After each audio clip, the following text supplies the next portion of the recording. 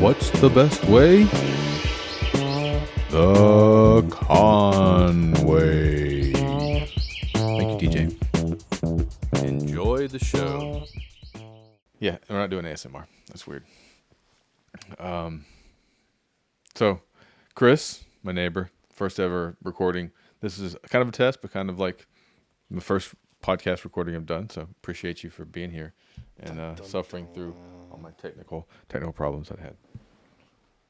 Sorry, I'm on my cord here. Well, if anybody listens to this, let's try to tell them who you are. Where are you from, Chris? Tough question. Okay. I've settled on telling everybody I'm from California originally. Yeah. Where in California? I was born and raised in Central California, a little town called Hanford, south of Fresno. Is that in the central part of California? It's right in the central part of California, Central Valley, to be exact. Is that farmland or desert or? The farmland. It is the farmland. So were you a farmer kid? No. Okay. I was a farmer's grandkid. Okay, I can relate to that. What did your grandparents grow? Everything. Cotton, alfalfa. Turns out that the land that they grew was the cotton capital of the world. It's a lot of cotton. It's a lot of cotton. Okay, so Central California is where you were born and you spent your childhood till you were. Yeah, what? My mom liked the Navy boys. Okay. Ended up being a military brat. Yeah. She moved everywhere. All over Texas, all over the Washington. country, all over the world. Where'd you live? Not the world. They do any international stints. Ended up going to Washington, Texas when I was a kid, and ended up back in Hanford. That's where I graduated high school. Then I went in the military myself. So is Hanford near Central? Hanford is it's in Central California. It's okay. Just south of Fresno. Is it close to where your grandparents were? Yep. Was that a Navy thing, or is that your mom going off on her own, or like Navy guy got out and moved there? Or? No. My grandparents lived in a little tiny town, little country town called Alpaw. Alpaw. ALPAW. Picture millions of acres of farmland. Uh-huh. In like a little town with a post office and a country store where everybody gets their bread for the day. I can see that. Is there a bakery or just a baker who works out of the post office? Just a country store. The country store. They have a word. Okay. They sold sarsaparilla. Oh, they sold bologna. Jesus. And bread. Dry goods, some bread, and that's about it. So you can make bologna sandwiches and beans. Literally, just a country store. So did your grandfather like hunt to get meat, or they grow their own vegetables to get vegetables and fruits and shit like that? Yeah. The town of Alpaw, the town itself, I think, was population 6. Oh, right. Okay. Right. The area around it had farmers living on their lands. So when they go to get groceries every week, they'd make the big trip into Delano. Okay, so once a week you go to Delano, and they got like a IGA type situation going on. They have a regular grocery store there. Yeah. Population is about 16,000, so that was a big city. That's pretty big. Between 6, I mean, it's like 16,000 times or whatever. That's not the right math. Anyways, I'm not good at math. Okay, so my grandparents lived there. Yeah. And how old were you when you left that part of the world? 6, 6. 7. And you went to Washington. Went to Texas actually. Beeville. Texas first, and then with a Navyman. Yep. Is that on the? Where's the Navy base in Texas? I don't know anything about Navy. South Texas, probably near Corpus Christi. So on the Gulf side, I guess. Gulf side. Is there any water on the other side? I guess it's Mexico on the other side, isn't it? Rio Grande. Yeah. But on the west coast, because the west side of Texas, no, it just runs. That's right. Never mind. I'm thinking of my geography's off. Okay, continue. Math and geography. I got to go back to school. Yeah. So Beeville, Texas, another town in the middle of nowhere. Beeville. South Texas. Navy base out in the middle of nowhere. But and then to Washington after Texas. In Washington after that. Where in Washington? Little town called Wapato. You just like those little towns, or your mom did. In the Navy. Well, Seamen. I should call them what they're called. yeah. The seamen. So did you like Washington or Texas better? Washington. You like Washington Hands better? down. As a kid too, you were like, you preferred it, or did it not really matter? Well, it was tough being an only child, a military brat who's an only child. Mm. I'm learning a lot about myself in the last few years. Moving constantly when you're a kid Mm. is tough. Right. You may not think about it at the time, Mm-hmm. but you don't develop social skills like normal kids do. Right. And it's You develop a different set of social skills, I guess. Because or you don't at all, right? I guess you either like try to figure out how to fit in everywhere, or you just go, I'm just gonna be me and fuck them all. Yeah. Yeah. So like I said, the past 10-15 years, I realized that as a kid, I was developing that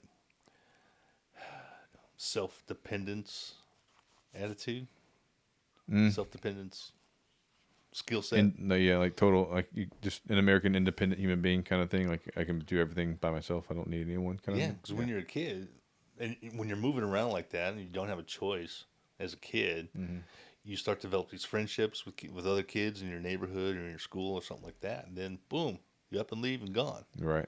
All your friends are gone. Now you're in a new weird place. You have no idea what to expect. No idea What's coming. Yeah.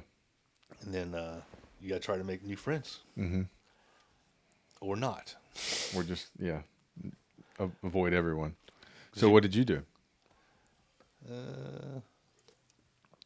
Well, apparently I've got this personality. I just make friends wherever I go. Well, there you go. Maybe you learned how to do that from moving around the country so much. I'm not the. Yeah, because like I say, when you're a kid in that situation, you either learn to make new friends or become a loner and just keep everything inside. And I'm not the one to keep stuff inside. Never have been. Never will be. Yeah. Well, you have a few creative.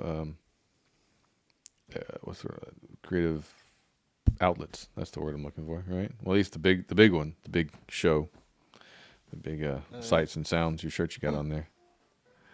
Oh, look at that. Probably time to take Bella for a walk. Time to walk Bella. Yeah. Sorry, Bella. Stole your time. And so, and then you moved back to California near your grandparents, Yep. I guess, to graduate from high school. And now, was your mom still with a Navy man, and then he retired, and you guys moved back, or did she come back on her own, or how did that work, or do you want to? Okay, so you're back in California. You graduate, and you join the military. Join the Air Force. Yep. The Air Force. Why the Air Force? Well, I've been around Navy my whole life. Right. You're not like doing that. a bunch of homos. I'm not doing that. And you talk to any Navy guy, and they're just like, I'll never join the Navy again. If I ever had to do it again, I'd join the Air Force. Right. Yeah. You hear that you hear that in the Army as well from people. The Air Force, I mean, things are bad when the cable's not working is the kind of the whole joke, right? That's when you know things are real bad. Yeah. We, it's funny because, being in the military, we all make fun of each other, and it's all in good spirits. But if you ask anybody, Army, Navy, Air Force, Marines, Coast Guard, Civil Service, Salvation Army, whatever, if they had it all to do over again, which branch would they join? The Air Force. Air Force. Yeah. There's no need to suffer unnecessarily. You should join the Air Force. And so, what'd you do in the Air Force? What'd you do? What was okay, tell me this. Where did you go to your basic training? Is that what they call it? I was young and dumb, Okay. so I started basic in San Antonio, and it was only 6 weeks at the time. Apparently, I moved it up to like 10 or 16 weeks or something like that. I'm not sure. I know when I went to the Maybe Army, intense. it was 10 weeks, but I don't know anything about the Air Force. Air Force was always the shortest one, but from what I've been hearing, they've increased it and trying to make it more of a combat ready type. Used to be a lot of like folding socks and stuff. From what Pretty I much, heard, yeah, kind of just organized your room a lot.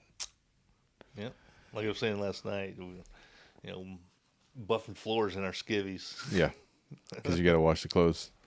Yeah, I get it. And so, what'd you do in the Air Force? So you went to AIT in Texas. Went to Texas again. What do they call that? Delayed entry program. Okay. What does that mean? You test for your not your cognitive skills, but your Like your aptitude? aptitude test. The ASVAB? ASVAB. Yep. And they said I would be a great radio communications analysis specialist. And you're like, that sounds like an interesting job. I'm like, what the? I didn't care. I was like, all right. Yeah. I mean, Sign me up. They make it Whatever. sound cool. You're like, oh, cool. I'm special. And as far as the military goes, it was probably the biggest regret I have is not sticking with that job. The radio job? Yeah. Okay. Turns out, so I went to basic in San Antonio, and they shipped me off to my first tech school.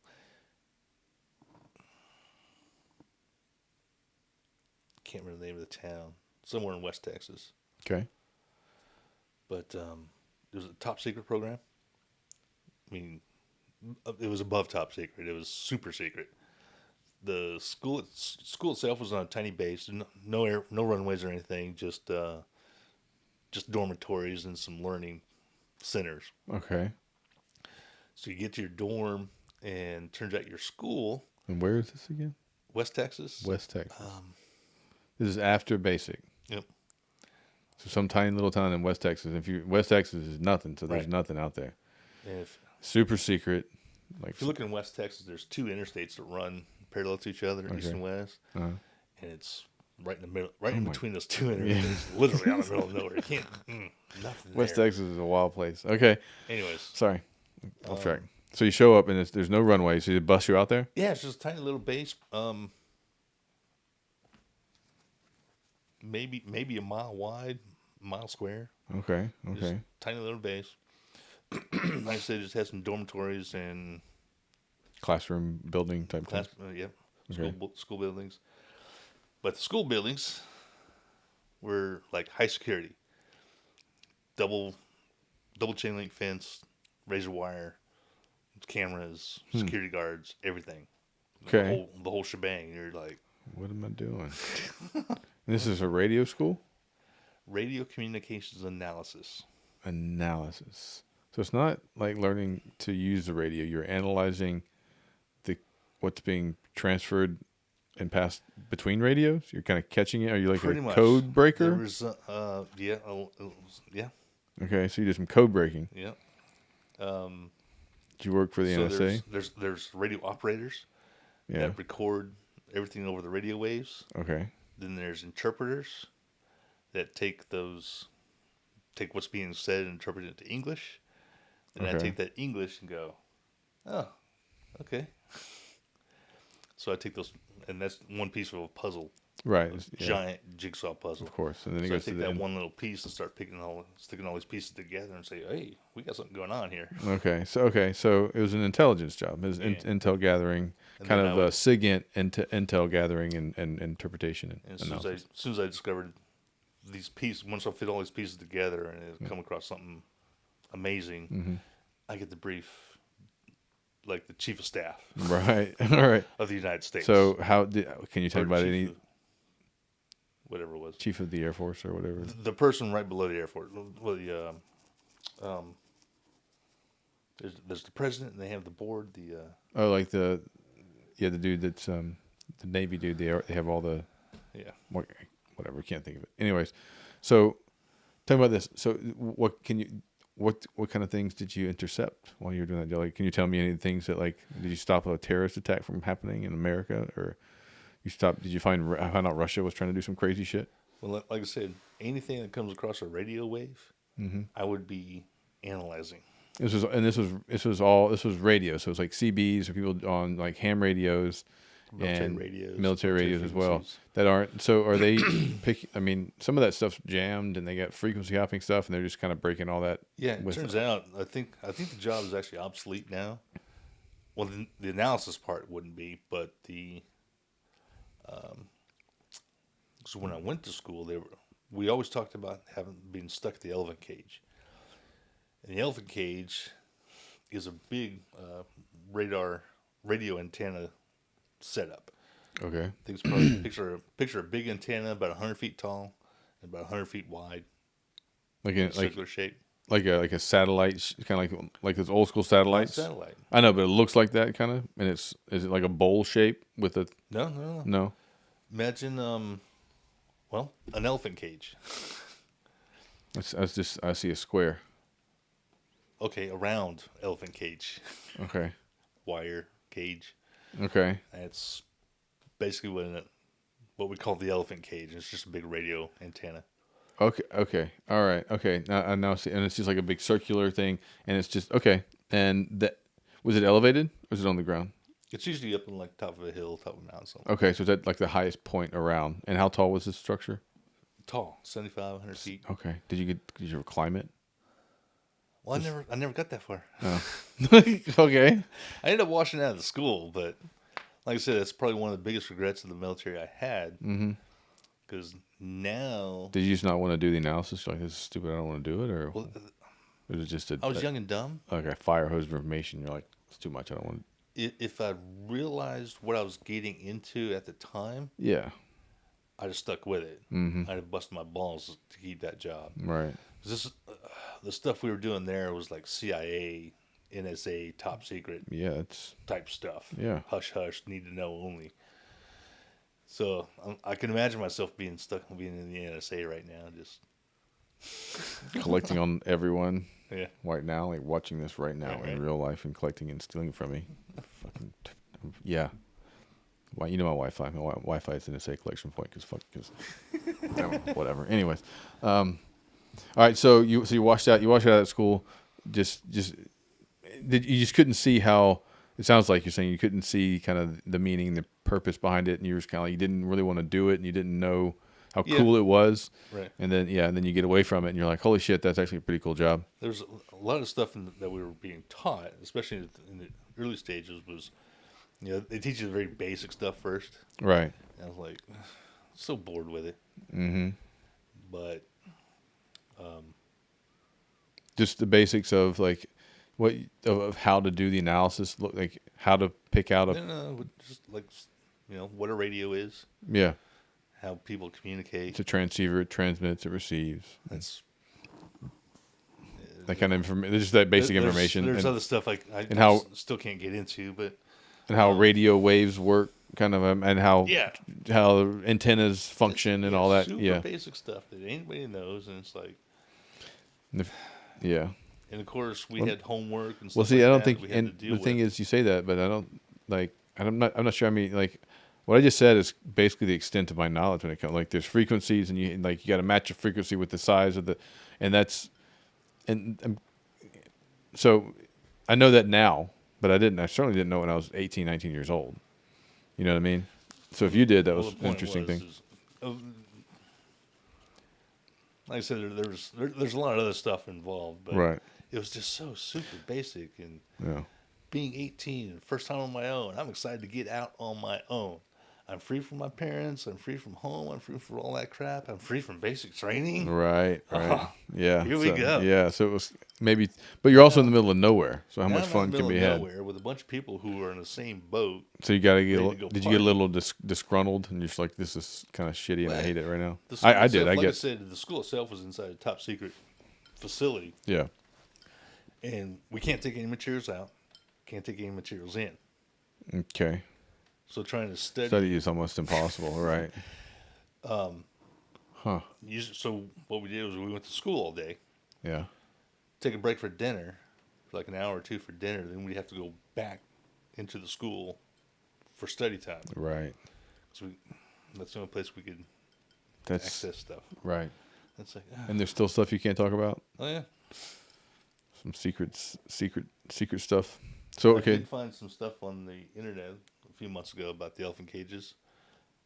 Apparently, they're ripping them all down. I think there's one left now. There used to be like 9 or 12 of them around the world. it's just because no one's using that type of communication. Exactly. Everybody's using It's all electronic. digital and electronic now. Well, that's good to know if you need to. So they're not listening to CBs, is what you're telling me. Everyone, they're not listening to the CBs. Remember that. I don't know. Maybe they are. Probably. Alice is listening. So what did you? So you washed out of that class. Where did you end up going? In the Air Force and doing what? Went from there to Denver, Colorado. Okay, that's nicer than the middle of nowhere. In the wintertime. You go skiing, I guess, right? I did. Did you learn how to ski there, or did you already know how? I knew. Okay. I actually learned up in Washington as a kid. Okay. But went to Denver for what was the job called? Aircraft Armament Systems Specialist. Aircraft Armament Systems Specialist. So you're messing with rockets and missiles and attaching them to Rockets, airplanes. guns, missiles, Anything that blows up and makes things die. chaff and flare. Nice. Okay. Defensive systems. Interesting. Any radio stuff with that at all? Or any kind of IFF radios you had to mess with? Nope. Anything like that? No. Interesting. Did you like that job? Messing with explosives? It was okay. Was it more fun in the beginning when you're like, I'm working with bombs? And you're like, okay, I'm working with bombs. It was a cool job. Number one, it wasn't indoors. It was outside. Okay. In Colorado. Did you stay in Well, Colorado, or was that just the school? We trained indoors, of course, but the job it's all outdoors. Were you stationed outside? Were you stationed in Colorado after the schooling, or did Nope. you go somewhere else? No. School was, I think, 3 months. And that was all inside and wonderful, and you're like, yay. Yeah. And then they sent you Went to skiing. Saudi Arabia in the middle of the desert. First time I tried snowboarding was in Denver. Did you fall on your face a lot, or your I butt? Fall on my head. Got a concussion. Oh no, Was in the hospital for 3 days. I've never snowboarded. It's on the list. There's some other board sports, not that one. I'm glad you're okay. I'm glad you survived. It was a good time. That was part of your 3-month trip and your training. You had some time off. You're able to go Oh, yeah. skiing. Yeah. Then, so I got stationed in Fort Walton Beach, Florida. It's not a terrible spot to live. That was my first tour. First. And you have to Base. work outside in Florida all the time. Oh no. It's probably hot as shit It's sometimes. hot. Humid. Hot and humid. But there's a breeze. Is there a breeze? Oh God, the rain. The rain. Because you work through the rain, I guess, right? It's not like there's no reason to not work in the rain. There was some. You get these birds in the air, bro. You know, it's what do they call it? Mission critical. Yeah. In fact, that's actually what screwed me towards the end of my first 4 years, but almost screwed me. What do you mean? The job wasn't mission critical anymore? The job was mission critical. Okay. And towards the end of my first 4 years, there's this little thing that popped up called Desert Shield, Desert Storm. Yeah, I think maybe I've heard of it. And mission critical jobs were stop loss. Okay. So So you're not going anywhere, I'm bro. not going anywhere. So how long did you end up staying in the Air Force? Right before they did the stop loss, I was trying to cross train. I was like, this is a cool job and all, but I don't see myself loading missiles, humping missiles for the next 20 years. Mm. And if I get out of the Air Force, you know, how are these skills going to translate to the civilian world? Right. I could load luggage on aircraft. Yeah, I see your point. So you started thinking about the future, and you're like, I need a different skill. Yeah. So what were you cross training in? Air traffic control. That's a smart one. And That's definitely an outside job. Hmm? You can get that job on the outside of the Army or the military, the Air Force. I get that, yeah. So I tried cross training into that, but they hit me with the stop loss. They're like, can't afford to lose you. All right. I'm like, No. but it's like, well, I did cross train. It's just you're a 4.62, so we got to keep you around for a while. Right. And that was probably the worst news I'd ever gotten. Yeah. They tell you could cross train, we'll let you. Right. As soon as they drop the stop loss. So now I've got to stay until stop loss is over, and then I get to retrain and stay in for that. Yeah. Yeah. But you did it, I guess. I guess you decided to hell with me because you. Well, it turns out, I put in my paperwork to cross train, and they told me that there's a slight chance, they might pull the stop loss without telling anybody, or they might, you just got to keep checking. And that's exactly what I did. Yeah. I was like every week or every other day or whatever it was, I was checking all the time. It's like, are we still on stop loss? Are we still on stop loss? Yep. Are we still on stop loss? Yep. You're still on stop loss? Yep. Are we still on stop loss? Yeah. But I called one day and they said, nope, it's wide open. You can cross train now. Yes. And it was about 10 days it was open for me. And they pushed my paperwork through and off I went. And then they closed it back down again after Yep. 10 days? Skeet. How long was that time period that you were checking on a on the daily? Oh, it was months.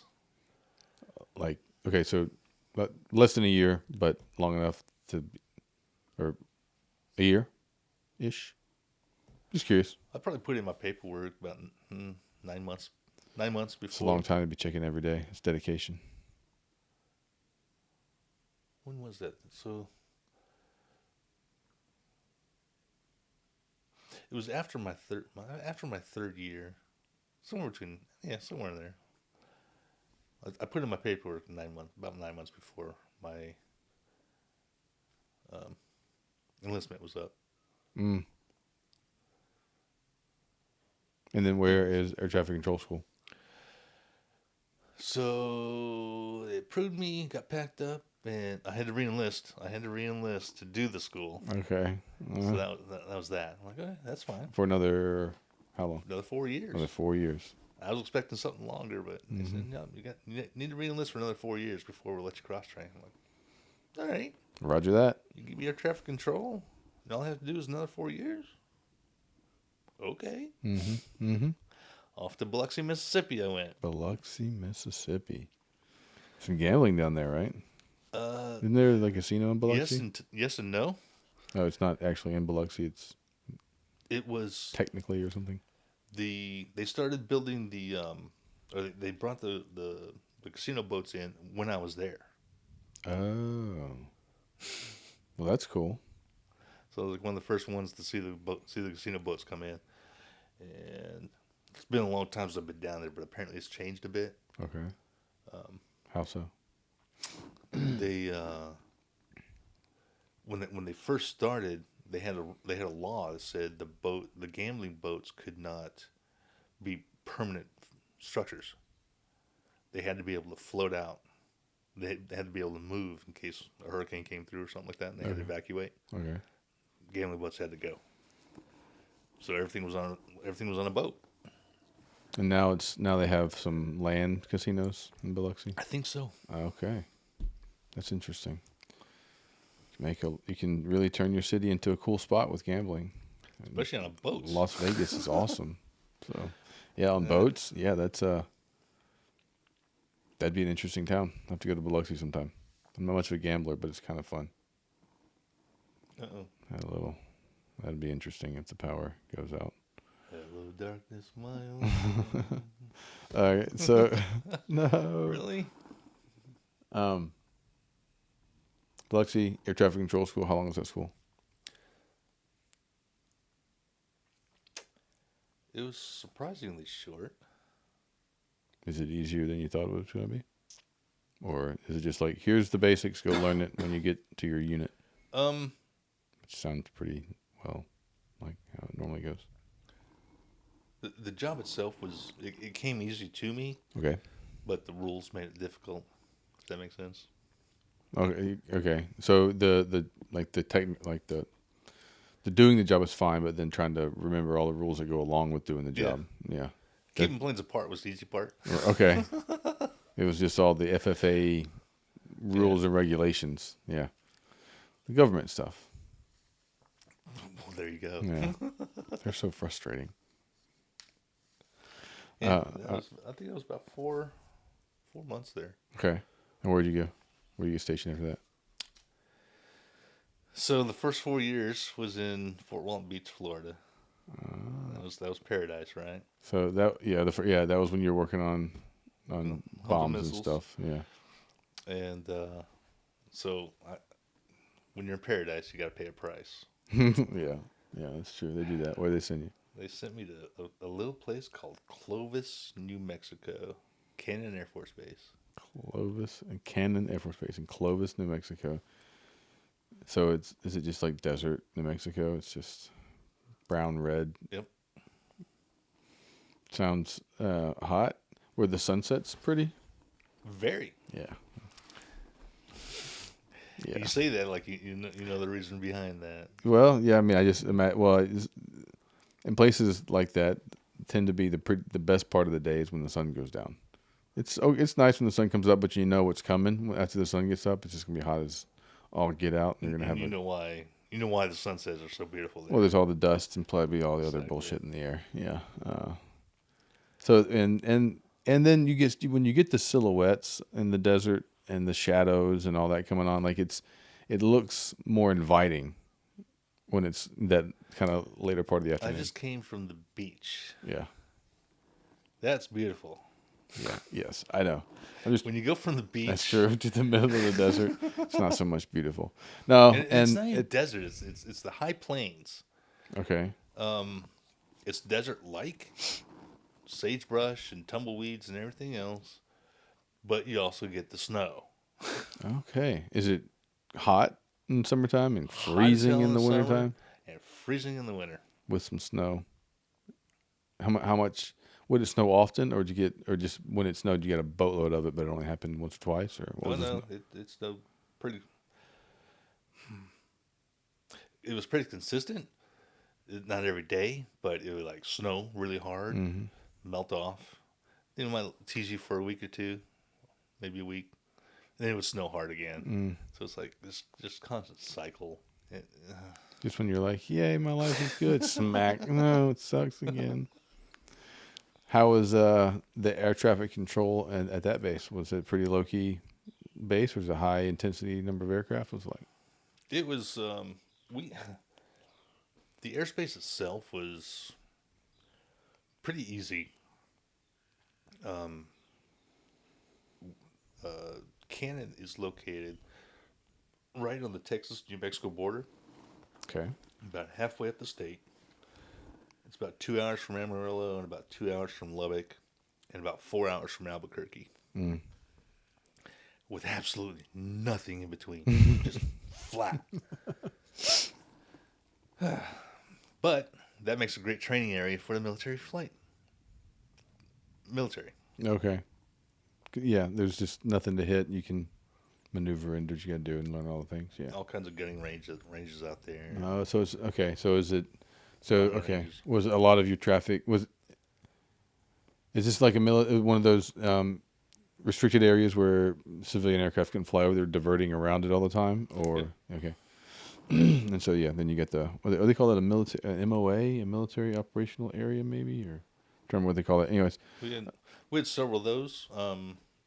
We had our base and then west of us was 2 or 3 restricted areas where we had the gunning range, bombing range, and all that new stuff. But that was also like the beginning of the what do they call them? VOAs, VFR, BTRs. No, that doesn't sound right. Low level training routes. Okay, were they like doing low strafing rounds, or they're doing like nap of the earth flying training? Nap of the earth. Okay, learning how to get low and fly fast. Canyons and stuff like that. Yeah, that sounds like a lot of fun. Yeah. Sounds like a lot of fun. You ever see any weird shit come up on your radar? You're like, what is that thing? It's unidentified. What the fuck is that? Weirdest thing we had, especially at that base, was we could see trains. You could see trains. They're on the ground though. Yeah. There's a railroad track just outside the base. You know, our radar site was right on the base too. Okay. But you know, we could see the trains running along the tracks. That made it weird. That is weird. I mean, is it were the train tracks elevated relative to your position? Just normal train tracks. That's weird. Maybe they're just so big and they put off so much like scatter with all that metal that the radar picks them up. Because radars, you know, it's designed to. I think it looks like 2-degree elevation at most. Okay. So it's if you got a lot of clutter, a lot of buildings in close to the radar, radar's going to pick all that up. right. That makes sense. That's why you got to get real low if you want to try to, Very. skirt the deck. Yeah, very. And you can do that from far out. The closer you get, you're running out of space. I guess the closer you get to the radar.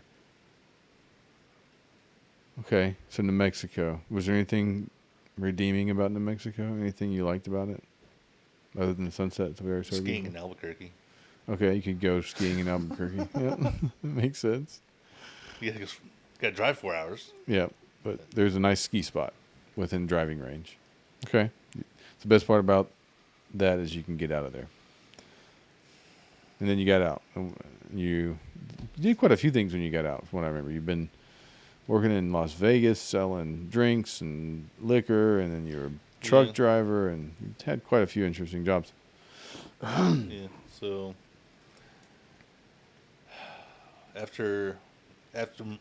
towards the end of my second 4 years, towards the end of my 8 years, I started thinking, you know, I can get on with the FAA. I can either re-enlist, Right. and stay in the military and retire. Because at that point, if I did another 4 years, that would put me at 12. Yeah. That would put me over the halfway point. I just might as well stay in. It's a lot harder to leave at 12 than it is at 8. And by this point, I tested for E5, E4, Okay. E5. I tested E5 3 times now, and each time I missed by 1 or 2 points. Okay. And, That's frustrating. Very. Then you're like, I don't even know if I want to do this anymore. But the problem was, since I cross-trained, Right. I hadn't received my 7 level yet in my new job, so I was actually testing on my old job. Oh. So then you have to like remember all that crap after learning all this other new crap, and Yeah. And I haven't done it in 3 years. you're only missing by 1 point. That's pretty impressive. Frustrating. Yeah. Very frustrating. You know, for those who don't know, they have the cutoff points. You know, you test. It's not like you get a 90% and you make the grade. No, Right. we only need so many staff sergeants. So anybody over this year, anybody 92% and above, we can make staff sergeant. Right. Oh, wait a minute, we don't need that many staff sergeants this year. So this year it's going to be 96%. Right. You're just like, It's like I was chasing it every year, 3 years in a row, 1 or 2 points. I'm just like, man. so now the gears start turning towards the end of my enlistment. I'm going, do I stick with it? And Stay at E4 in air traffic control long enough to test in the air traffic control E5 as opposed to testing for the bombing E5, or do I get out? or do I go out, get on with the FAA as an air traffic controller and start making some big money? Right. Ish. A little bigger money maybe. A lot more freedom. That would be a guarantee. That's for sure. You don't have to ask permission to go see your parents. Yeah. So I tested with the FAA while I was still in and got my 106 points. And I was like, all right, that's out of the way.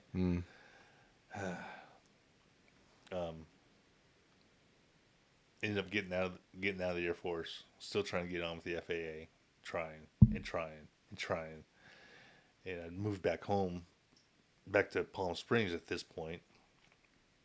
So I was going to LA, talking to LA, the FAA office in LA, trying to get on anywhere. I don't care. Right. You know, put me in BFE for now. I don't care. Just Right. get me in the door. Right. Didn't happen. It's just so many people have that job. Not enough people are quitting, and there's a bunch of people that want it. Is that kind of high Well, demand, low The first supply? problem is that the FAA has not hired an air traffic controller since 1981. It seems like you got a lot of old people that are And dying. that stands till this day. So who's hiring the air traffic controllers? Or are they all just like 95 years old and like dying? Well, that, but that's the other part is they have an age limit for air traffic controllers. So if they haven't hired anybody since 1981, how do they have anybody still working there? They have their Or do they just keep automating the jobs FAA, away? The FAA has a test center, a training center in Oklahoma City. Okay. Basically, take college grads or college grad. Do you have to be? Oh, I don't think you have to be a college grad. Anyways, you go to this training center and they train you to be an air traffic controller there. Okay. As a civilian.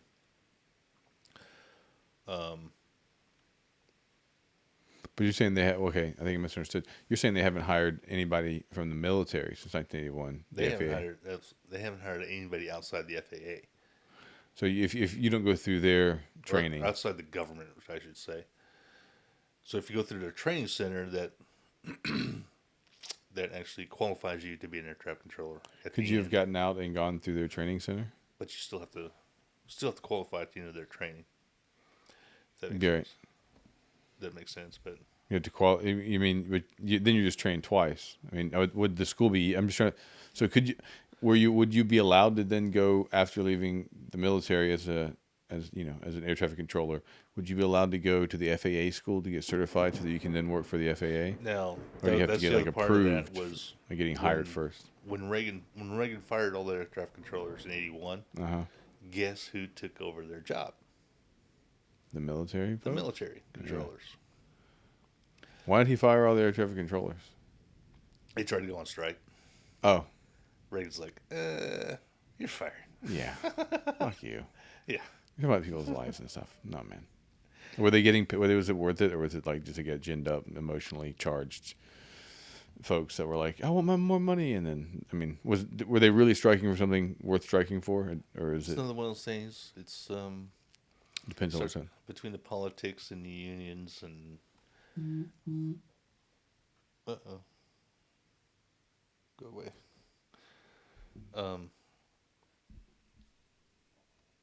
That was 1981, so that was actually Yeah. before my time even. That was the year I was born, so I don't know anything about that. Yeah, well, I guess. Well, you pissed them off. So they fired them all, which is kind of funny. I guess the FAA is an executive branch or something. He has that power. And then the military did it. How long did that last? Do you know? The strike? Yeah, like The firing? yeah. I mean, did they ever? Did they? Were they just? Were they? I mean, they just like this whole thing's done, and we're just going to use military people from now on, or Oh no, that's what I'm saying. They Okay. haven't hired outside the FAA or outside the government since 1981. so if you wanted to be an air traffic controller today, what are the routes to take? You could go through their training center, Okay. take their training, Mm-hmm. and that would better qualify you at the end to become an air traffic controller. But you would still have to test into it. And the Just like training everybody doesn't. else. Does the training maybe not necessarily set you up well for the testing, or I'm sure it does. Right. It's the facility. okay, that's where you go. There's two ways to get training for air traffic control. It's either through their facility in Oklahoma City Okay, or through the military. gotcha. So there's no there's no public or private school out there that can teach you how to, like, you can go to Trident Tech, get a trucker's license, and then or get the class and pass the class. You can't do that. You have to go. Interesting. Now I'm wondering. Okay, interesting, Reagan. I'm sure.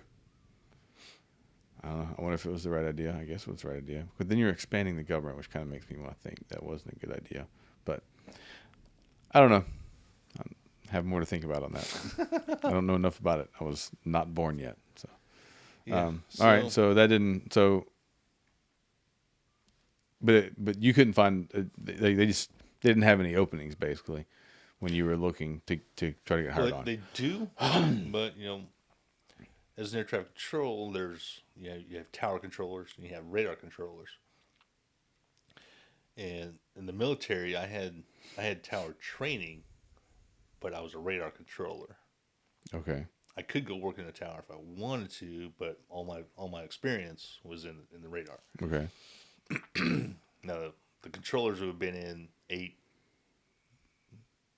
12 years altogether, from day one, because I Yeah. cross trained. Mm-hmm. So even though I was in 8, I was only control Four. 4. Yeah. But so the controllers who came in from day one usually got some. If they got experience. They had a little more seniority and a little more kind of pull Yeah. from having been in. They thought, yeah. So you're competing with those dudes. Yep. Is the thing. Yeah. All right. So it didn't work out, I guess, or They have the FAA has an age limit on hiring. Mhm. I want to say it's 30, 34, 35. I'm screwed. So you have to if you're going to get in, you have to be under 34 before They can start basically. your first hire. Right. If you're older than 35, Don't worry about it. Get out of here. So were you? How old were you at the time when you were? I mean, you would have been like 26, so you'd have been or 20. 88, so that was 96, 26, yeah. Maybe it was 31. It's 31. It was 31's the cutoff. Yep. So I was trying for 5 years to get in, and Then, oh, okay, didn't pan out. yeah. So what'd you do in that 5 years? What did I do? I don't know.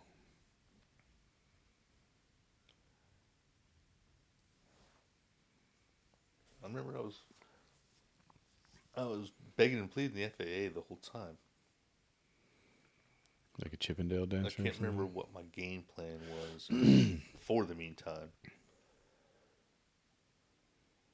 But anyways, whatever I was doing, I can't remember what I was going to do.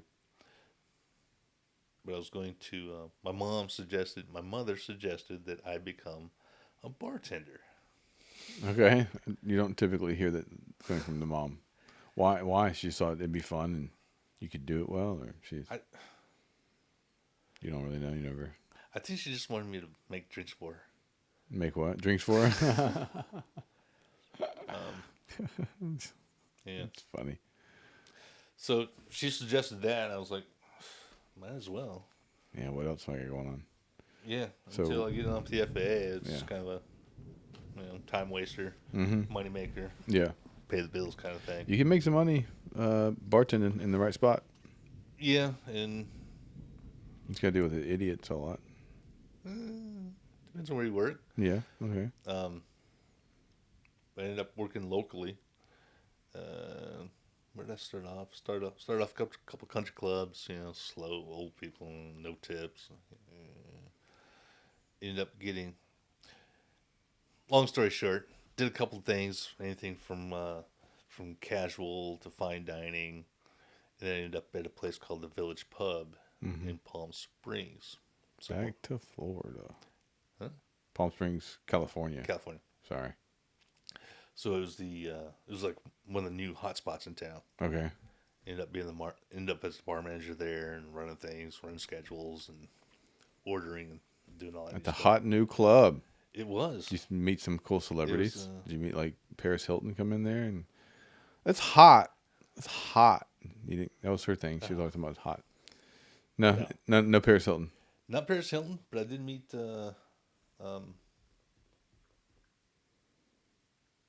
What's her name? I have no idea. You know that one chick on that one show that did that thing with that Yeah. person? Now I know what you're talking about. Friends. Monica on Friends. Monica is The brunette. okay. Yeah. I know what you're talking about. Yep, that one. She has a brother who On the is show. an act. She has a brother who's an actor too, I think, right? Or is that maybe her husband? Maybe she married that guy. I don't fucking know. I'm not good with celebrities, but I know you're talking about Monica with the dark hair. She's on the show. She used to be a fatty, and then she lost her weight. So, at the time, Friends was a big hit at the time. Yeah, it came back by the way. But I never watched it. Yeah. So, I was working finishing up a morning shift at the pub. Mm. And it was moving in the evening. I was getting bar ready for transfer to the new bartender. So I had pretty much I was running the entire restaurant by myself, taking orders and working tables, serving tables, stuff like that. And right at the end of my shift, this lady comes in and sits down on the patio by herself. I was like, oh, she's cute. And didn't think anything of it. Mm-hmm. Next thing I know, I'm taking her drinks back to her and taking an order and talking to her and just hanging out, just chilling like regular people. And next thing I know, everybody in the background is whispering. And every time I walked around, they'd shut up. And I'm like, what the hell's going on? Right. What'd I do? Right. What did I do? What did I do? And somebody pulled me aside. She goes, do you know who that is? The cute girl? No. She's a customer. Customer? Yeah. And they told me. I was like, oh, really? All right. Okay. I met quite a few celebrities along the lines, but I just figured they're people too. All right. You know, they go into a bar or a restaurant. They don't want to be hounded. Of course not. They just want to chill and hang out and have a good time. Of course. Just like everybody else. All right. So I treat them as such. Yeah. I met Kid Rock, and He has a giant house in Tennessee, I heard. I think he has a mobile home on a giant property in Tennessee. No, he bought, he built a a replica of the White House, but made it bigger than the White House. No, that's Kid Rock. My name is Kid. I thought it was somebody else in Georgia, another rapper. I don't know. Easy or something like that. Maybe, but this is in Tennessee. Anyways. Near South Nashville. It's got 2 bedrooms. It's like 13,000 square feet or something crazy. 19,000. It's huge. Anyways, continue. Yeah, he was cool. So you met Kid Rock. He seems like a cool guy. I'd be willing to meet Kid Rock. Some people hate him. Whatever. America. There's Who else? Anybody? Who's the most interesting person? Did you talk to? Was it the Monica lady? Because you guys actually had a conversation, or did you talk to Kid Rock, or did they come to the club? There was another girl. She was kind of a one-hit wonder. But I wish it were Taylor Swift. Nah. I wish that she was a one-hit wonder. That was mean. Go ahead. Sorry. I shouldn't say shit like that. I can't remember who that was. Sinead O'Connor. She wasn't. She shaved her head, and everybody was like, "Never mind." Okay.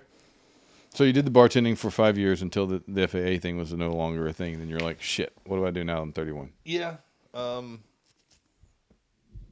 anyways, started bartending and went through the natural progression. Started off bartending and waiting tables and got up to bar manager at the pub.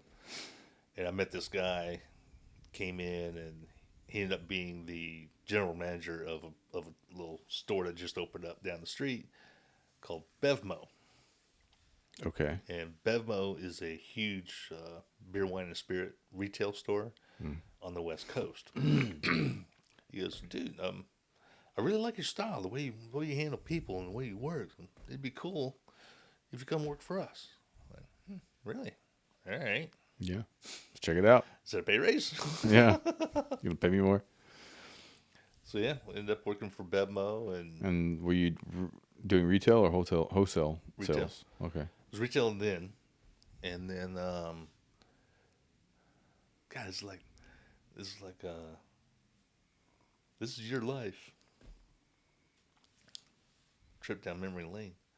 That's fun. But so got on with Bevmo, started with them in Palm Desert, which is right down the street from Palm Springs, and heard that they were opening stores. They're opening stores everywhere, but they were opening stores in Florida. Like, oh, really? Hey, I like I know a little hurricanes. thing or two about Florida. Yeah. I like Florida. Maybe you need some help in Florida. Yeah. Send me to Florida.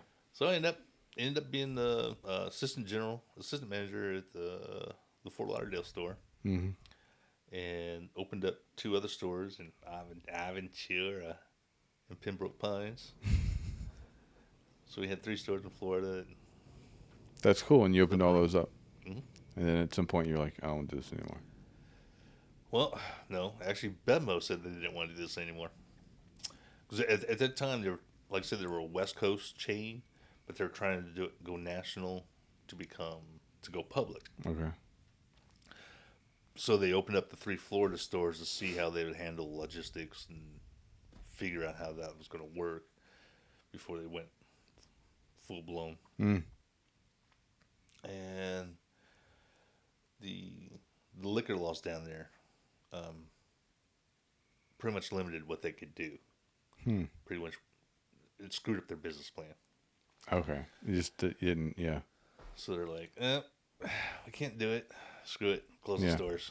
Dealt with that, and then Wait, you're like, wait. I'm in Florida still. Wait a minute. Can I get a ride? Hey. Get a ride west? No. So you got kind of left in Florida. Yeah, Bevmo packed up, and they're just like, go get you. Nothing we can do. Okay. Closing stores. You can do what you want to do, but we're closing stores. Yeah. So Bye. Did you think about trying to move back to California and work at one of their stores there, or did you like, I don't want to do that at all? I spent 18 years trying to get away from California. There's Right. no way I was gonna. Right. I was gonna do everything I could not to go back. So what'd you do I to not ended go up- back? Oh, I ended up going back to the bars and restaurants. In Florida. Okay. Ended up getting on. I got on 2 places. So left Bevmo. Yeah. Bevmo died. Yeah. So I got on with Wolfgang Puck's Cafe. Okay. He opened a new store out there, so I got on there.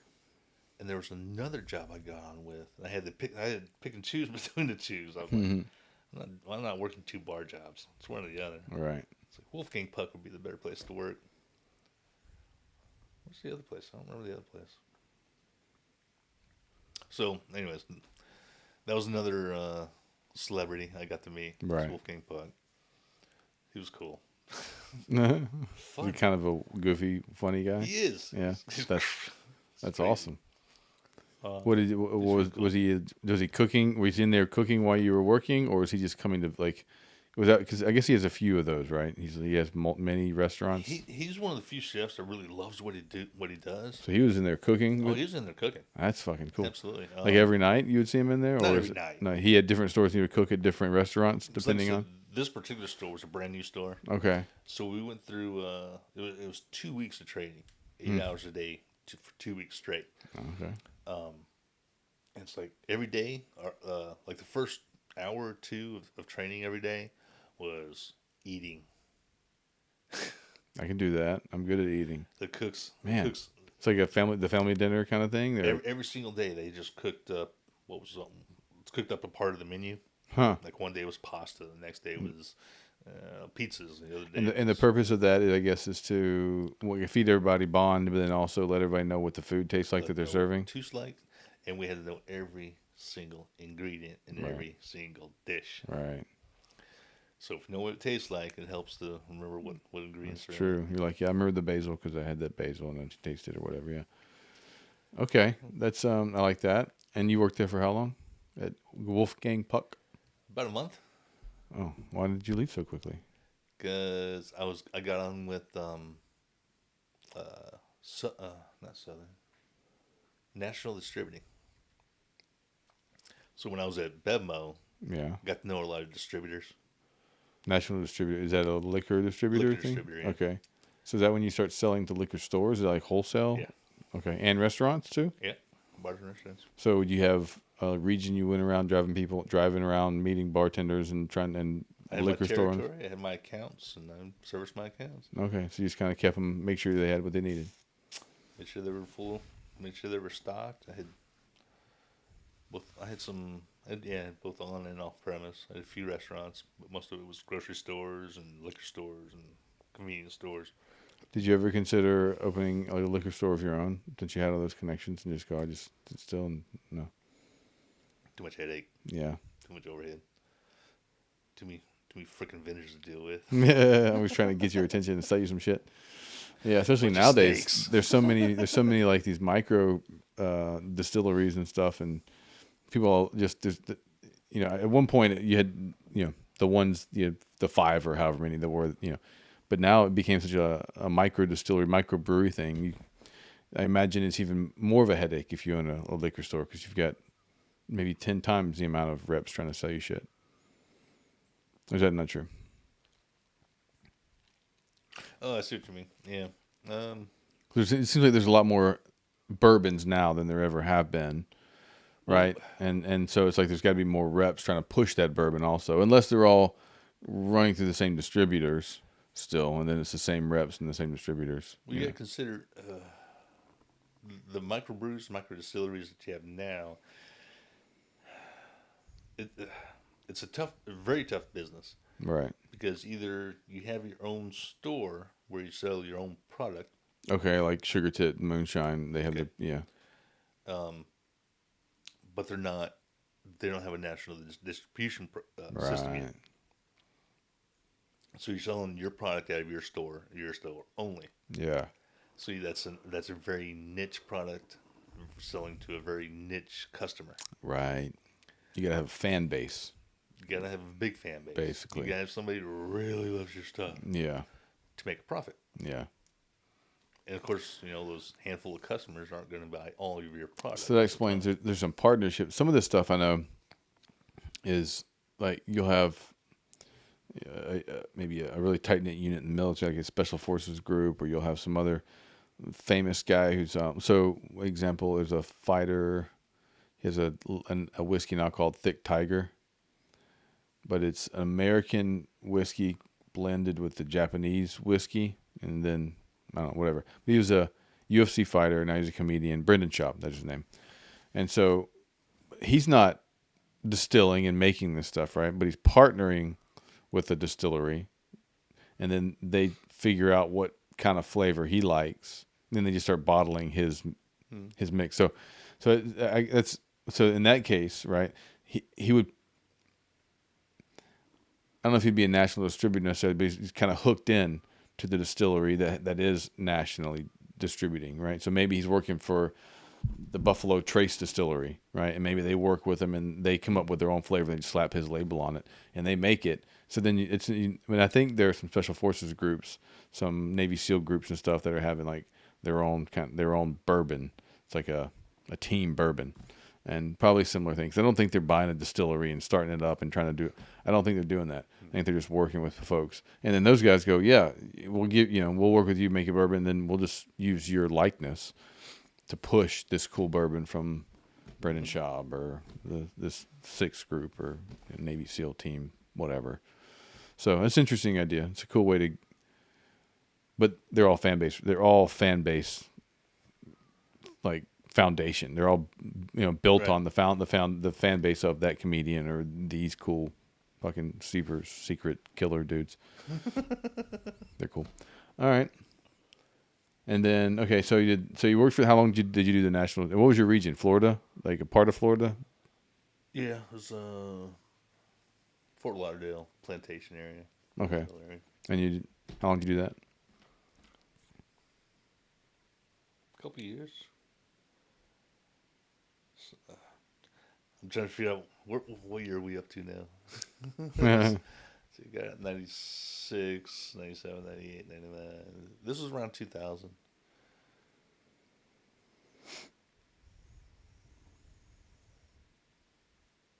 Then, where were you for Y2K? Were you in Florida when everyone thought the world was going to end? I didn't pay attention to where I was because I didn't pay attention to Y2K. Oh, yeah? I knew it was a load of crap. Apparently it could have actually gone bad. Dude. That's what they say. They said there was actually some shit that had to be changed. You're a conspiracy theorist. Shut up. I don't. I'm going to smack you. Don't make me smack you. I don't know anything about computers. I'm just saying maybe if the numbers don't work, then the computer breaks. But I don't fucking know. It didn't happen, thankfully. I messed with my friends that night. We cooked a bunch of food. I cooked a bunch of burgers, and I made 2-pound steaks for me and my buddy. We had 2-pound ribeyes, me and my buddy Jason. We're idiots. Anyways, so I ate the steak and then ate like 2 burgers because nobody was eating my fucking burgers. So I was and then we're at Holland's house. So Holland had this building in the back of his property, or behind this pool kind of. It was a garage, but the guy, so his mom and him lived there, and that was it. So Holland turned this little thing into his little shop hangout area. So we'd always go to Holland's house, and his mom would buy us beer, and we'd drink beer, and then we go hang out in his room, and there was a little shed thing. He had TV, all that, but he had one light switch that controlled all the power in there. And so I'm in the back of the room, like in a meat coma, just like, oh my God, I ate too much fucking beef. And they're all watching the ball drop in front of me. And so I'm like, this is perfect. So I slowly sneak over to the light switch, and it's like 3, 2, 1. I just turn the lights off, and they're like, what the fuck? And yeah. I'm like, gotcha. And then some dude, he's out in the country, Holland was. So then some guy nearby had a cannon, and he shot his cannon. Kadoosh! Mary woke up. What the fuck are y'all doing? That's not us. We didn't blow anything up. So that was my Y2K experience. Just before that, though, was that? Yeah, because then there was also right around the time we went hiking and spent some time like hiking around the woods and camping. Me and Holland and Jason. Anyways,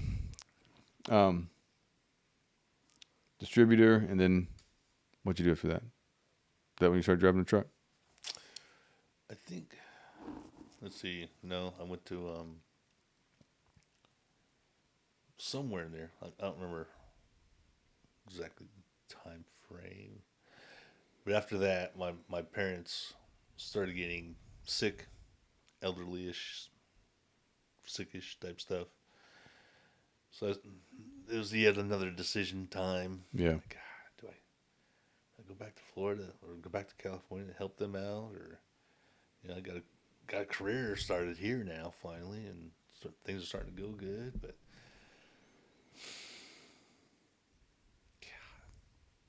I don't want to go back to California. But then there's just that gut feeling. You just got to do the right thing. It's your parents. You got to go help. You got to help them out. Yeah. They're your parents. So. Right. Back to California. Back to California. Going back to Cali. Going back to Cali. So you see the theme of my life? Yeah. Every time I get to California, something's just dragging me back. Right. And just Dragging me back. West. Dragging East me to back. west. Ah. Okay. Yeah, so at that point I figured, well, helping the parents is the right thing to do, so we'll do that. But I still have a GI Bill. So let's go back to school. Yeah. That was 2000. I started back to college in 2000. Used my GI Bill, got my degree, and helped the parents out.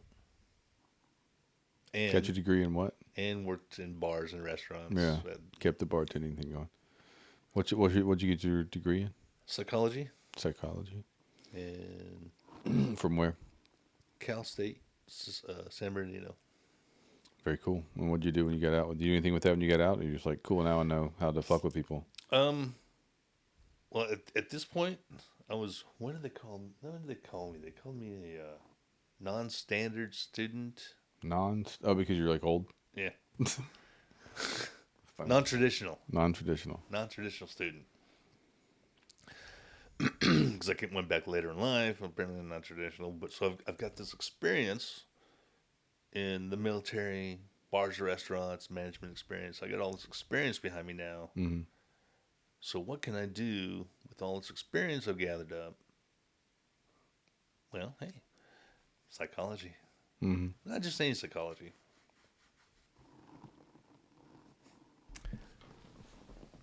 You good?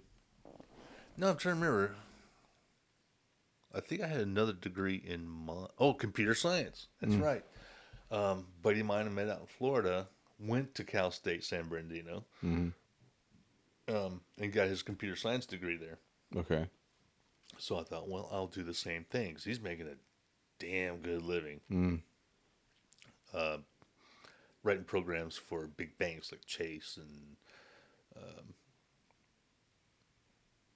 actually J.P. Morgan and some other really big name companies. Mm. And he's freelancing, making some serious cash. I was Nice. just like, yeah, I can do that. Yeah. I can make I know a serious thing or two money. about computers. Mm-hmm. But I was more interested in the networking and hardware side Okay. of computers, where he was a programmer. Mm-hmm. I'm not really interested in programming, Yeah, I get it. and it turns out that the computer science program at Cal State was geared towards programming, just programming. They're going to make you a programmer. I'm like, I don't want to program. And I was taking my psychology class at the time, and one of my instructors was can't remember his name, but he was an industrial and organizational psychologist. Okay. I'm like, that's interesting. What's an industrial and organizational psychologist? Well, it does with psychology in the workplace. Anything that makes employees happy, works with the military, designing cockpits and things like that, doing ergonomics for all kinds of military equipment, actually, tanks, airplanes, helicopters, whatever. Makes all those switches that you worked for, Yeah. that's used in an aircraft. Yeah. Yeah, those are there for a purpose. Right. They're in a specific spot for a very specific There's a reason. design, yeah, that goes into that. It makes sense, and it's all ergonomics, and you got to know. In order to do that as a psychologist, you got to get. I mean, I guess the psychology part of that, you got to know what it is they do. You got to kind of build a layer of trust with this individual and figure out what their job is, so that you know how to design their workspace around. That makes a lot of sense. Or yeah, did you do the design part as well, or would you do like figure out what they need and then pass that along to somebody who sat at a computer and AutoCAD and Well, design? like I said, that's Come in. who is it? It did knock, right? I think might have been wind. Maybe. Or a ghost. Sounded more like a bump than anything else. It was a ghost. But yeah, with the ergonomic stuff is just a small part of what an IO psychologist does. A lot of the stuff I was interested in doing, combining that knowledge with the experience I have in the restaurant world, selection, how to pick a good employee, Yeah. how to retain a good employee. A lot of stuff along those lines. Yeah. Interesting. That could be useful for all kinds of stuff. As a consulting gig, if you're trying to like start a new business, you'd be a good guy to talk to. What to look for and to get and find, to find and keep good people. That's interesting. So, and then when you got done with your psychology degree, you did what again? Because you didn't become a psychologist. Or did you? Well, I consider myself a psychologist. Don't you have like a doctorate degree or something for No, that? only because there's a difference between a psychologist and a psychiatrist. Yeah, okay. And a psychiatrist is that's a doctor who can prescribe medicine. So a psychologist you can have a bachelor's degree and then you can be a psychologist? A psychologist studies psychology. Right. So basically, we do experiments or do surveys, and we study how people think. Right. And the stuff a psychologist learns is what a psychiatrist uses. So what about a That makes clinical psychologist? Same thing. So they have patients as well though, and they're using that as more of a science information gathering while having patients at the same time. There's like a research, or there's not. If you're a clinical psychologist, Clinical psychologists pretty much just treat their patients, there's not so much research there. but the psychologist is doing all these studies, figuring out how this works, how Right. something works. That's like the science of psychology, and there's a practice of psychology, I guess. And if you're clinical, you're practicing. Okay, just like as a psychiatrist, you're practicing. So the stuff we learn, psychologist Psychological. learns about in manuals or publications or books that we've published. What do you think? What did you learn about Carl Jung? Do you think he's got some good points? Or do you think he's an idiot? Carl? He kind of branched off from because he studied under Freud, and then he didn't really agree so much with Freud's idea about it being all about sex. He went back and kind of looked at archetypal symbols So when they were talking about dreams, a lot of time, right, Freud would take the interpretation of a dream into some sort of, you want to have sex with your mom or dad, or like some of that stuff. I guess Yeah, he kind of Freud. got away from the sexual stuff part of it. And was like, this is just an archetype. Freud and his disciples were. Freud was. Mm, he was on the right track on some stuff, Hmm.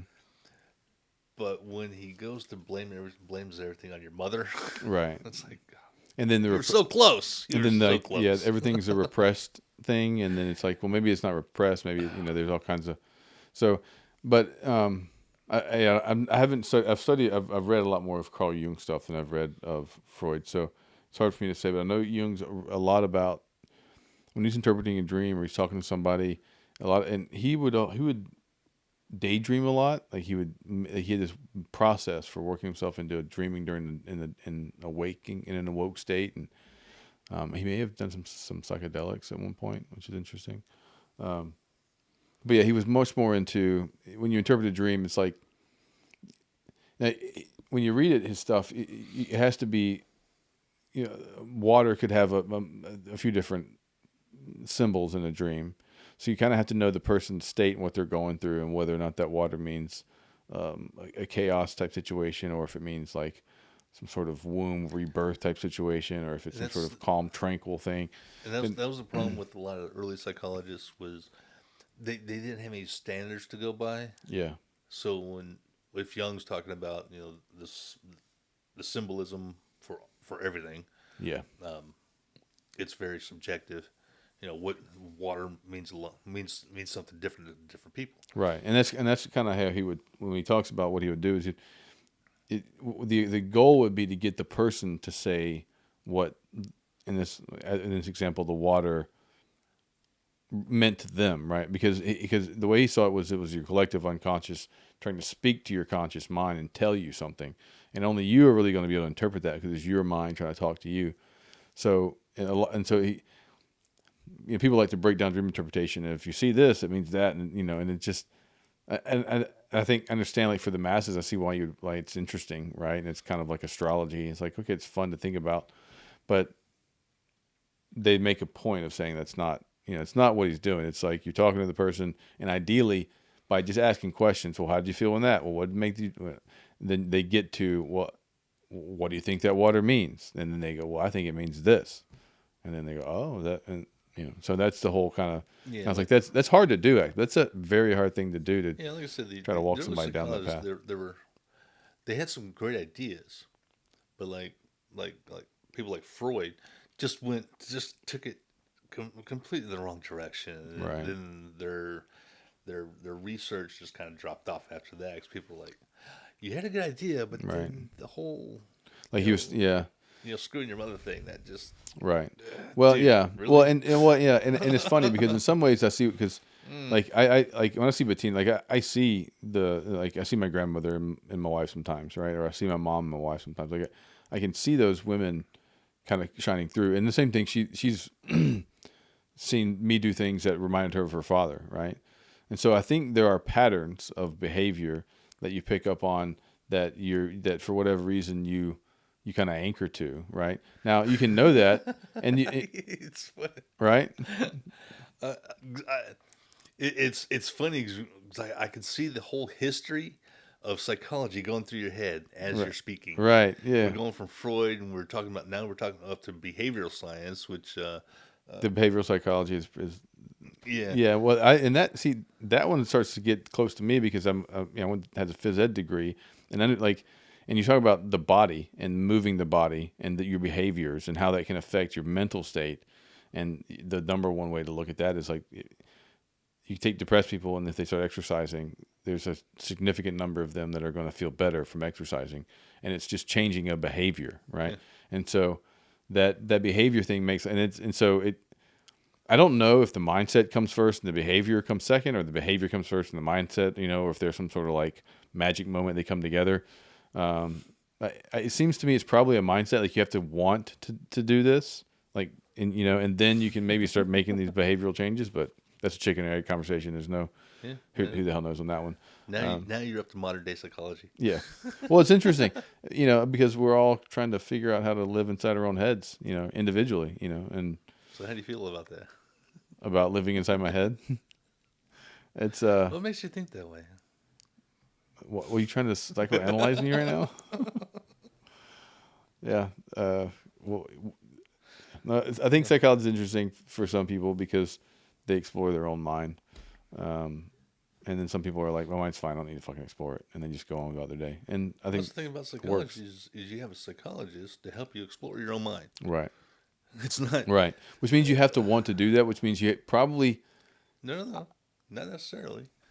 But the psychologist is there to get you to accept that you want to do this. right, but you wouldn't be there. I mean, unless you're being forced to be there, right?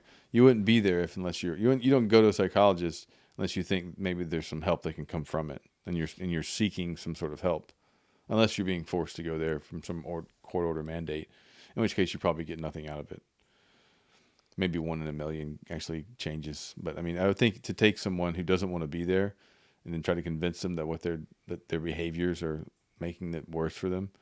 It's probably not many that actually can make that transition until they want to. Somebody will get something out of it, one way or another. I mean, like the psychologist might get something out of it as far as like learning. I mean, obviously you can get something out of that, and maybe that helps a patient down the line, right? I think it was, so Jordan Peterson has made this kind of this. He talks about if you're gonna, as a lifeguard, if you're gonna save somebody, you kind of come at them feet first, right? Because someone's flailing, like you don't want 2 drowned people, right? So someone's flailing and freaking out, and they grab a hold of you, they'll just drag you under, and you'll both die.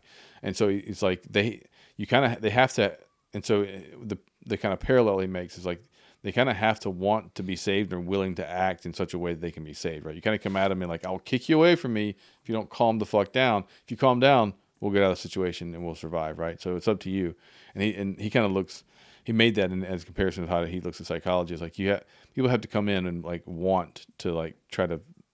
They're seeking a way to make their mental and psychological state better. Yeah. And if they're not doing that, it's really hard to save somebody. It's like you'll probably just end up drowning yourself. Mm-hmm. And so it just seems like, and so because of that right there, it makes me seem like there's a mindset. Like there's some sort of mental change that happens. So I want to get better, but I don't know how. And then the behaviors can happen, right? Then the behaviors can change. Unless you just kind of go, fuck it, I'm just going to change some of my behaviors and see how I feel. But then you got to start. Then you got to be willing to experiment on yourself. You got to like, well, if I drink 10 bourbons every night, how do I feel in the morning, right? Maybe that, and then you wake up and you feel like shit. You're like, maybe that behavior is not conducive to this human, right? So then you got to figure out another behavior. But a lot of people don't do that. They get down to behavior and they just stick with it. Right? They kind of get in that gully and they just go, I'm just going to do this forever. Yeah, I think a lot of people just get wrapped up in their own routine. Right. But then if you're like, well, but if you're wrapped up in your normal routine and you're sad, right? I guess you could take a pill, but then you're going to feel locked into your normal routine. Like because you feel like I have to do the routine and I want to feel better, so I'm going to take the pill, right? But then you're even more committed to staying in that routine because now you're taking this medicine to stay in that routine. But maybe the routine is actually causing the problem. Maybe just shift, just change. I mean, it's scary, but change your job, fucking sell your house. I mean, get a new apartment to rent. Look at your typical American life cycle. You're born, you go to school for 12 years, and you either go to college for another 4 to 8 years, 10 years, whatever it is. So you're born, you're under your parents' control that whole time. You turn 18, you're not under your parents' control. Now you can do whatever you want to do. Now, whatever you want to do is typically what all your friends want you to do. Yeah. Or what you want to do is usually what your friends are doing. So your friends are wanting to have a good time, and you're wanting to have a good time, so you got to have a good time. Yeah. This is your early 20s. So you get stuck in that routine. You work hard, you make some money, so you can go out and have a good time with your friends. And then come Monday, your money's all spent, so now you got to go make some more money to go out and have a good time with your friends next weekend. Right. You become a slave to your good time friends. You get into that routine. Yeah. And some people make it out of that routine. Some people don't. They stay in there forever. Some people. It's sad and it hurts. It's like, man, because you just want to be like, hey, that's you. It's like Pinocchio stuck on the island with the jackass, or he's a jackass, and he's the brain jackasses in Pinocchio. Remember that part? Yeah. So you get straight to go to this island, and where all the boys are there having fun. It's just like a rowdy, raucous time, and then they start turning into donkeys. And he starts turning into a donkey, and because they're just jackasses. It's just the island of the jackasses. And Pinocchio kind of lays out phases in life in that regard. Sometimes it's kind of interesting. Did I gotta read that book again? You might. There's a I don't remember. there's a picture version of it on the top of that right there that I made in school. Where? Not that one, not the next one, but the one under it. I think. It's shaped like Pinocchio. I had to make it for a thing, but yeah, it's just like cutting out cardboard to kind of represent the story. But Pinocchio is a really interesting one. Interesting story. As far as just showing a pattern of life, right? It's like you're a kid and you're kind of this not formed thing, right? You're rough around the edges as a kid. Children are wild animals at times, right? So you got to like shape them a little bit, and then you got to, as Geppetto, they kind of praise that he's not going to screw it up too bad, right? He's kind of in the beginning. He looks to the star in the beginning, and he's kind of like, I hope this thing I made turns into a real human, like an adult who can take care of itself and the fully formed human individual.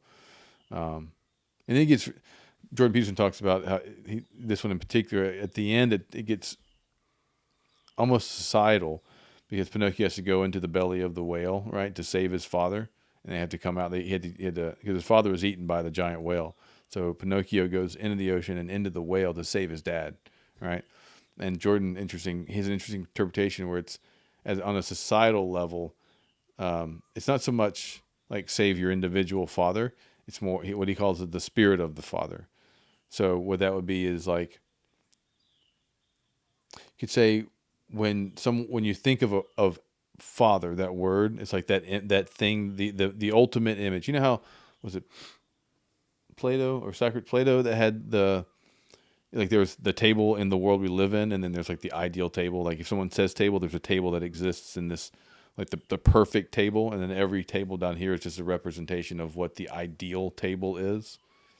Okay, so similar, I guess, similar to that.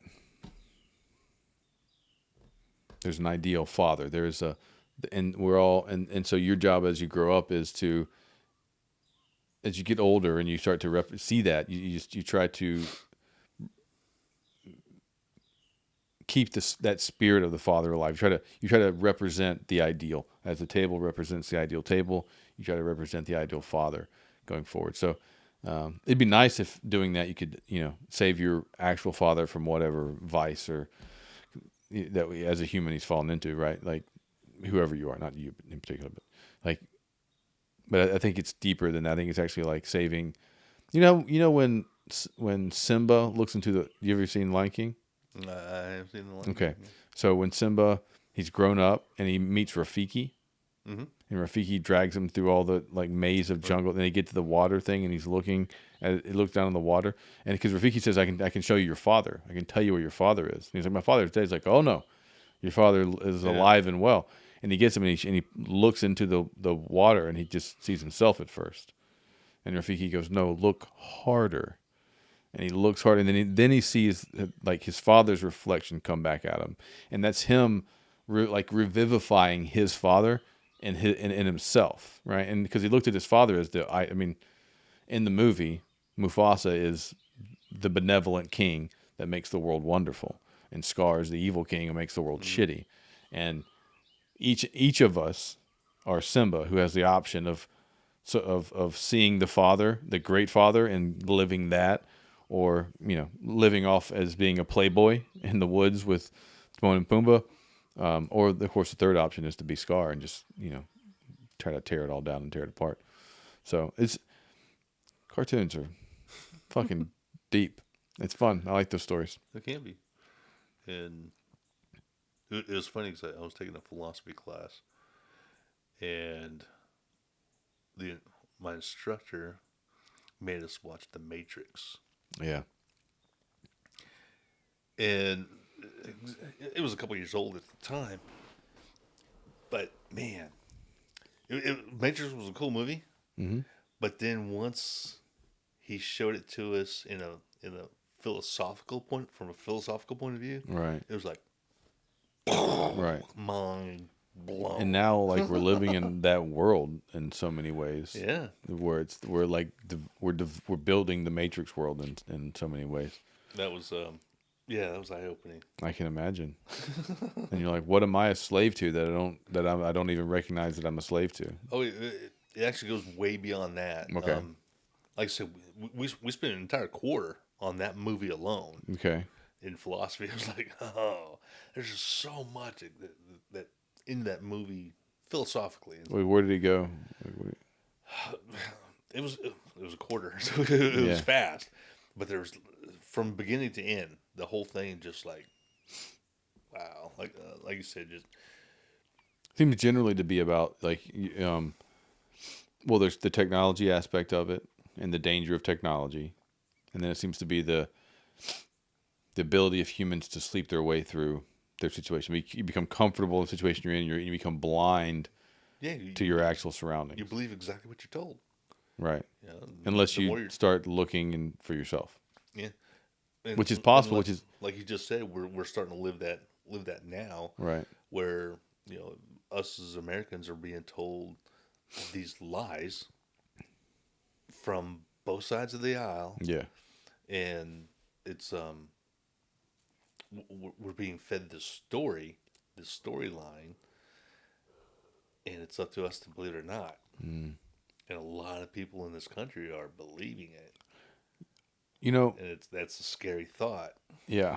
I listened to a history professor one time, and it was like this great courses thing, and he made a point. He's like, throughout history, if we've learned nothing else, we've learned at least this one thing, that not every human actually wants freedom. It's like, because some people they'll be like, some people just want a daddy to tell them what to do, and so they go, please, government daddy, tell me, or God daddy, or Fauci daddy, or whatever. Like, say, please tell me. Like, I don't want, because, and the reason, there's actually a logical reason for that, because freedom, the thing, if you don't connect freedom with responsibility, you just think freedom means I get to do what I want, there's no consequences. But that's not freedom, because if a country has freedom, that means you're free to starve to death, right? That means you're free to come to America and die trying. Mm-hmm. And that doesn't mean someone's going to be there to catch you, right? Like, the ultimate freedom is the ultimate responsibility. Like, the ultimate free human is responsible for everything in his life that keeps him alive, and he does that on his own. That's a huge responsibility. I mean, if you think, but you can't live. I mean, the thing and the problem with this, to taking that to the extreme is, of course, you can't live alone. I mean, you can be on an island by yourself and you can live for a little while, but then you're not going to reproduce, and humans are over. So it's not really a moral. There's an immoral aspect to complete individuality, right? So you have to mitigate how much freedom, I guess, does everybody really actually want to take on, right? And if we're gonna have, like, because that freedom becomes responsibility. Now, if the responsibility is to feed yourself, right? You have the freedom to starve to death, right? But you have the freedom to feed yourself whatever you want also. Now, that means you grow it, or that means you work. But you're free to just figure out how to feed yourself. Sure. Well, it's a responsibility. You can actually use modern day America as a good example of this, because everybody believes they have every right to everything, right? And they don't, right? Especially in this country, when we have our Constitution, we have a right to life, liberty, and the pursuit of happiness. Yeah, not happiness, right? But you're free to pursue it. You're also free to not. Yeah, there's a lot of. But then there's so many people that believe our founders were a bunch of idiots that put a couple things on paper and didn't know what they were talking about. Right. When they wrote the Constitution and the Declaration and all the Federalist Papers and all these things, they used very specific words. Yeah. They almost said life, liberty, and the pursuit of property. Yeah. and they didn't do that because they were like, they actually saw that would give, I think, I don't remember who, it was probably Jefferson, I don't remember who it was. They're like, that gives argument to the slaveholders because they consider that their property, and that means they have a right constitutionally to their property. So they said the pursuit of happiness, which I think is a much better, it's much better because you're free to pursue it all you want. I think that's, yeah, it's just a much better option than property. But yeah, those words, yeah, all the words being used were thought over carefully, you know. And as far as I can remember. And then, you know, it doesn't say free speech. It's something, the Constitution says the freedom of speech, right? Because like the idea that like free speech, like I think there's a difference between free speech and freedom of speech, right? Because one says you have the freedom to say, you have the freedom of speech, which means you can say, you're human, you're allowed to say whatever you want. Free speech almost sounds like there's no like free, like that's not freedom, that's free, right? So free has a the context of there's no cost to you. That make sense? Yeah. Okay. Yeah. Can we go with that? And so, but freedom is like you have the responsibility. It's like you can say whatever you want, but there's a responsibility that comes along with that. To be like, there's a consequence, right? And a consequence for well, and maybe not telling the truth would be the place to start with that, right? Like it shouldn't be the consequence of you said a thing that people didn't like, so you might get fired. I don't think that's a consequence. Like I think you should be able to say the truth, and I mean, the only consequences for speaking the truth should be positive. Like you know, it's if you live in a society where if you speak the truth, you're bedemoned or whatever, like you become this bad human being because you said the truth. That's just bound for death. Like that, the society won't last. It's asking to be held up by lies. I'm starting to think we should have stuck to an agenda on this. Why? I just let it go. We, yeah, no, I'm about to call it because I got to go check on this food. We just did our dog walk talk. An hour and 36 minutes. That was a good talk. All right. Well, we do need to check on that food, and it's about that time. So, Chris, we know a lot more about you. I appreciate you coming on and trying to make doing this test run. I think it worked. Should know nothing at all. Well, we'll go deeper next time. Well, that's why we should have stuck. We should have had an agenda and stuck to it. Fuck agendas, man. We're gonna figure it out as we go along. It's fun. We learned about you. It got you up to. We didn't figure out the truck driving thing. We got you to the psychology. You got you the psychology degree, huh? Got me to school. Got you psychology. Get you graduated, and then that's where we'll pick up next time. Also have to pee. Yeah. What, Thanks for listening. Come back again.